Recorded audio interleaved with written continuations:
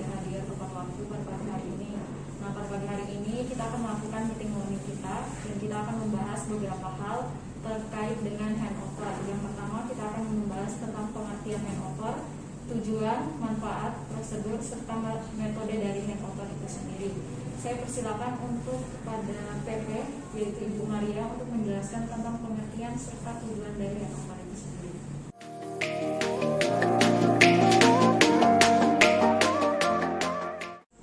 Baik, terima kasih kepada Bu Angel atas yang diberikan. Sebelumnya selamat pagi teman-teman, selamat pagi juga kepada Bu Angel. Pada pagi hari ini saya diberi kesempatan untuk menjelaskan sedikit tentang apa itu handover dan tujuan handover. Handover sendiri adalah komunikasi oral yang dimana di situ terjadi perpindahan informasi atau transfer informasi antara shift yang satu dengan shift berikutnya. Jadi antara shift malam ke shift pagi ke shift siang, dan begitu juga seterusnya, dan itu dilakukan secara terus-menerus.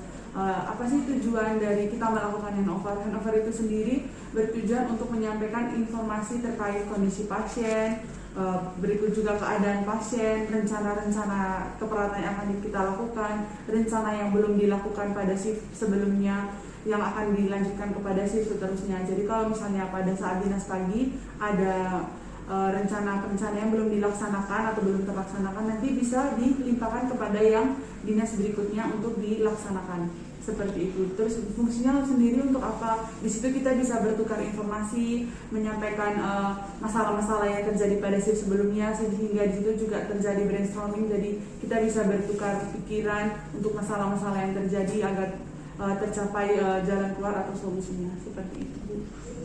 Ada dari teman-teman lagi? Baik, terima kasih ya Bu Maria ya, sangat jelas itu tujuan dan pengertian dari handover itu apa. Kemudian saya persilakan kepada Ibu Elisa selaku PA1 untuk menjelaskan manfaatnya. Kira-kira seperti apa manfaat handover? Jadi untuk manfaat dari handover sendiri itu yang pertama ada meningkatkan asuhan keperawatan selanjutnya. Jadi informasi pasien itu lebih akurat sehingga tidak ada kesalahan yang dapat membahayakan dari pasien tersebut. Kemudian yang kedua itu mentransfer informasi pasien. Jadi seperti yang Ibu Maria tadi bilang, ada penyampaian informasi pasien mulai dari shift pagi ke shift siang, kemudian dari shift siang ke shift malam, seperti itu. Nah, yang selanjutnya itu memberikan motivasi. Jadi ini tuh ada manfaat untuk perawat tersendiri. Salah satunya memberikan motivasi. Nah, selain memberikan motivasi, itu juga dapat menjalin hubungan kerjasama dengan tanggung jawab yang lebih optimal, seperti itu. Kemudian untuk manfaat untuk pasiennya sendiri itu pasien dapat mendapatkan pelayanan kesehatan yang lebih optimal. Nah, selain dari manfaat untuk perawat dan juga pasien, ada juga manfaat untuk rumah sakit sendiri. Nah, salah satunya yaitu dengan adanya handover, itu bisa meningkatkan pelayanan keperawatan pada pasien secara lebih komprehensif, seperti itu, Ibu. Ya, baik, terima kasih ya Ibu Elisa sudah menyampaikan manfaat dari handover itu sendiri. Nah, untuk selanjutnya prosedur dari handover itu seperti apa dan bagaimana? Saya persilakan kepada Ibu Rena untuk menyampaikan. Baik, terima kasih Bu Angel. Selanjutnya saya akan menjelaskan prosedur dari handover ya. Perawat yang bertanggung jawab pada malam hari terhadap pasien melaporkan kepada perawat yang bertanggung jawab selanjutnya. Untuk selanjutnya, hal-hal yang diserah terimakan itu seperti nama, nomor rekam medis, diagnosa medisnya, terus ada diagnosa keperawatan yang akan muncul, tindakan keperawatan yang telah dilakukan, terus ada intervensi atau kolaborasi yang telah dilakukan, dan selanjutnya ada rekomendasi atau perencanaan implementasi. Untuk selanjutnya, perawat menerima operan jaga itu dilakukan klasifikasi atau konfirmasi terkait data ataupun tindakan ataupun hal-hal yang berkaitan dengan kebutuhan pasien. Terus pelaksanaannya itu berada di ruangan perawat. Selanjutnya untuk pelaksanaan serah terima dilakukan di ruang perawat, dilanjutkan dengan keliling untuk mengunjungi pasien satu persatu. Untuk dokumentasi dari handover sendiri itu ada SOAP, ada tanggal dan jam SOAP sesuai handover, terus dibubui tanda tangan, yang menyerahkan itu di atas, terus yang menerima bertanda tangan di bawahnya. Mungkin sekian dari saya. Terima kasih, saya kembalikan. Baik, terima kasih ya Ibu Rena sudah menjelaskan prosedur dari handover sendiri. Jadi kita perlu perhatikan ya untuk prosedur yang telah dibahas Ibu Rina. Selanjutnya saya akan memberikan kepada hakim untuk menjelaskan tentang metodenya. Selanjutnya di sini saya akan menjelaskan terkait dengan metode handover. Metode handover ini ada dua, metode tradisional dan metode bedside handover. Untuk metode tradisional dilakukan hanya di meja perawat saja, sehingga tidak memunculkan diskusi ataupun pertanyaan dari pasien. Jika perawat datang ke ruang pasien itu hanya mengecek kesehatan secara umum saja, tidak secara keseluruhan, sehingga pasien sendiri tidak mendapatkan informasi kesehatan secara up to date. Yang kedua yaitu bedside handover. Untuk bedside handover ini dilakukan di samping meja pasien, sehingga memunculkan pertanyaan dan diskusi antara perawat dan pasien sendiri. Kelebihannya untuk bedside handover ini, pasien dapat mengetahui informasi tentang kesehatannya secara up to date.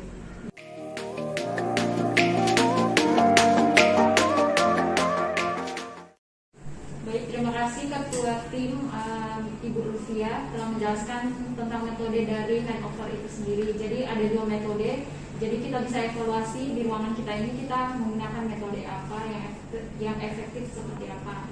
Jadi semuanya sudah selesai ya untuk diskusi handovernya. Kira-kira ada yang mau didiskusikan lagi? Cukup ya. Kalau cukup kita lanjutkan ke pelaksanaan dari handover itu sendiri.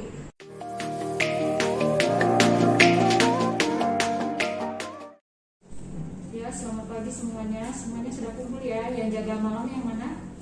Bu. Ya, untuk yang jaga pagi, baik, semuanya sudah kumpul ya. Sebelum kita memulaikan handover kita pada pagi hari ini, marilah kita berdoa menurut agama dan kepercayaan kita masing-masing. Dipersilakan.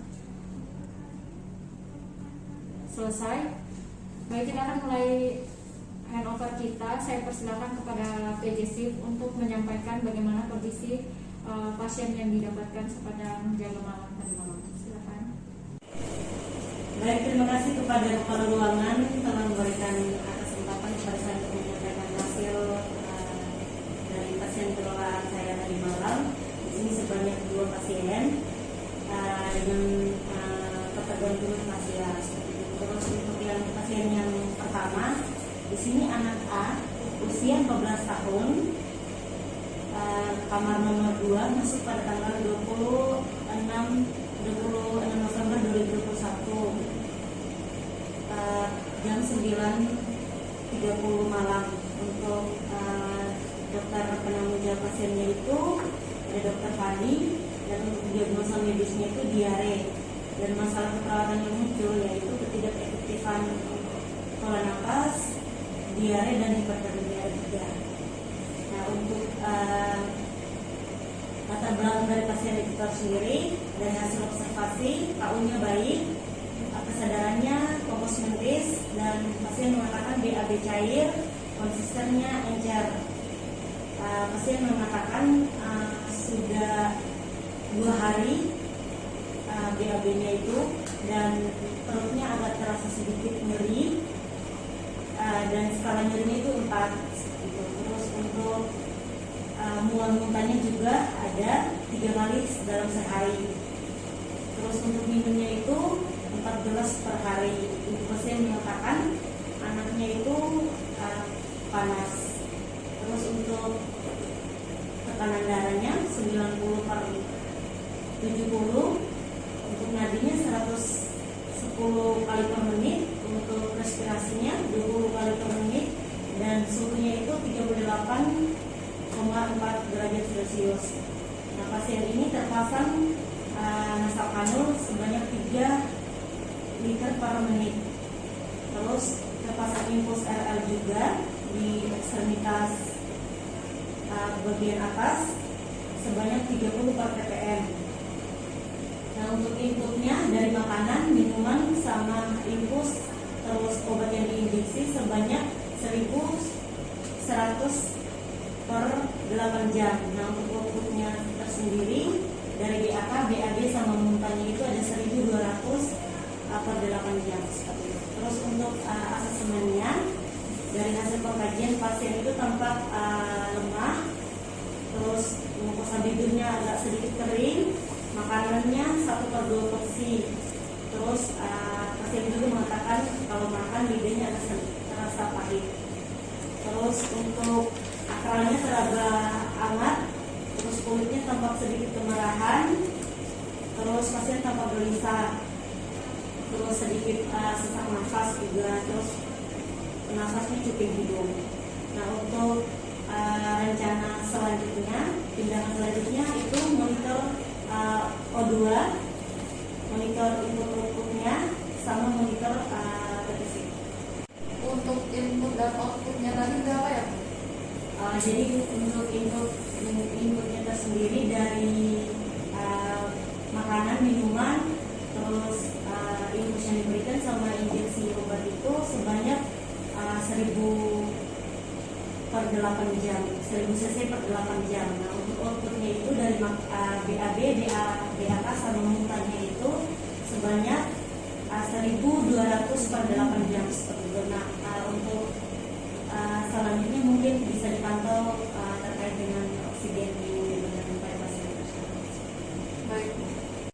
Selanjutnya tambah nomor 3 atas nama anak B, ini usianya itu 12 tahun dengan berat badan 35 kg.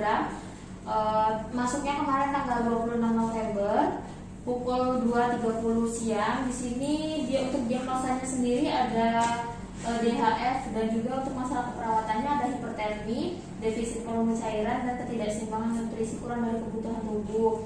Untuk KU-nya baik, dan untuk kesadarannya juga CM. Ibunya mengatakan anaknya itu sempat demam dan muntah 4 hari yang lalu, dan juga BB-nya itu turun 1 kg dalam 4 hari. Sebelum mual ada juga keluhan mual, muntah, dan juga sakit badan. Untuk nafsu makannya sendiri ini menurun anaknya, jadi kurang nafsu makannya tidak ada, dan juga untuk hasil lab WBC-nya yaitu 2,14 kali 103 ml, dan juga untuk HT-nya 39,7%, untuk HB-nya 14,6 gram per desiliter, dan untuk balance cairannya ini untuk inputnya itu 2100 cc, dan untuk outputnya 2310 cc. Ini ada minus ya, 210 cc. Dan juga untuk infusnya dengan menggunakan infus aserin 500 ml. Untuk obatnya itu ada paracetamol 3 kali 1 kali, ranitidin 3 kali 50 mg. Untuk TTV-nya tadi pagi itu 9, untuk tekanan darahnya 90/60, respirasi 22 kali per menit, nadinya 88 kali per menit, dan juga untuk suhunya 31 derajat Celcius. Untuk keadaan kulitnya pasien sendiri itu hangat, dan juga turbo kulitnya kering. Dan pada saat tadi makan pagi, pasien itu hanya menghabiskan 1/4 porsi makanannya, jadi tidak terlalu banyak habis.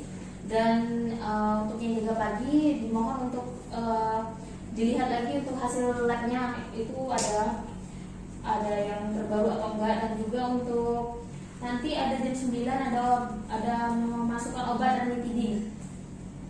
Untuk anak B itu HB-nya tadi berapa ya? Untuk anak B itu tadi HB-nya 14,6 gram per desiliter. Oh iya.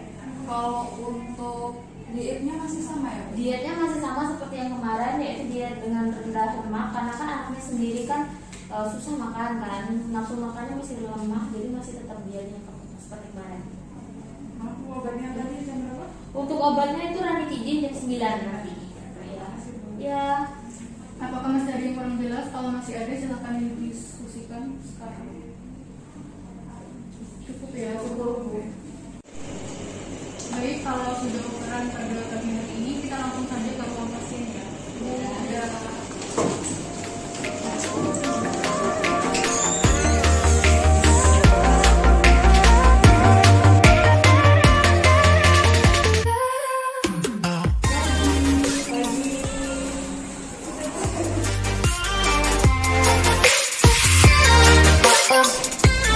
Selamat pagi, Dektris. Selamat pagi, suster. Bagaimana kabarnya hari ini? Baik, suster. Baik ya. Untuk diarenya masih cair BAB-nya? Iya, tapi Dikit-dikit.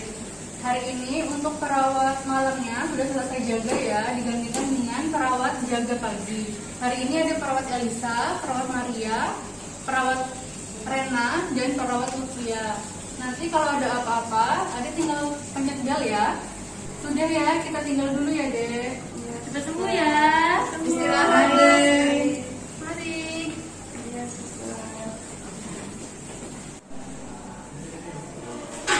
Selamat pagi. Pagi, Suster. Dek Vita, gimana kabarnya hari ini? Baik, Suster. Baik ya, masih muntah nggak? Masih. Masih muntah. Kapan muntahnya? Tadi malam. Tadi malam. Nah, sekarang kita operan jaga ya, karena yang jaga malam sudah selesai digantikan dengan yang jaga pagi. Hari ini ada perawat Elisa, perawat Rena, perawat Maria, dan saya sendiri perawat Lutfia. Nanti kalau ada perlu apa-apa bisa pencet bel ya. Kalau begitu kita tinggal dulu, selamat istirahat. Cepat sembuh ya. Istirahat ya, Dek. Mari.